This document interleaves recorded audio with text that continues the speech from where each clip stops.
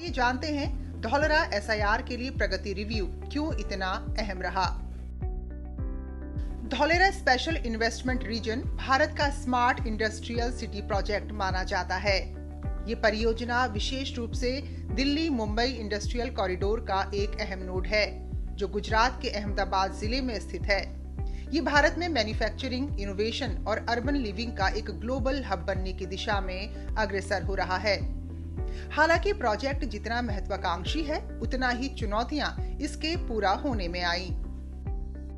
धौलरा एक बहुत ही बड़ा विस्तार है, जिसमें कि 920 स्क्वायर किलोमीटर जितना विस्तार है। अभी उसमें से फर्स्ट फेज में 22 स्क्वायर किलोमीटर जितना एरिया हमने डेवलप किया है। उसमें हमारे पास किसी इंडस्ट्री को सपोर्ट करने के लिए सब तरीके की सुविधाएं उपलब्ध हैं, जैसे कि वहाँ पर प्रचुर मात्रा में बिजली की आपूर्ति है, पानी की आपूर्ति है, पानी को संशोधन करने के जो एसटीपी सीटीपी प्लांट्स हैं वो हैं। इस परियोजना का कुल क्षेत्रफल 920 वर्ग किलोमीटर है, जिसमें प्रमुख आकर्षण इसका 22.5 वर्ग किलोमीटर का एक्टिवेशन एरिया है। यहाँ पर अत्याधुनिक इंफ्रास्ट्रक्चर जैसे सड़क, बिजली, पानी, सीवेज, आईसीटी पहले से तैयार की जा चुकी हैं, जिससे उद्योग बिना किसी देरी के अपनी यूनिट्स स्थापित कर सकते हैं।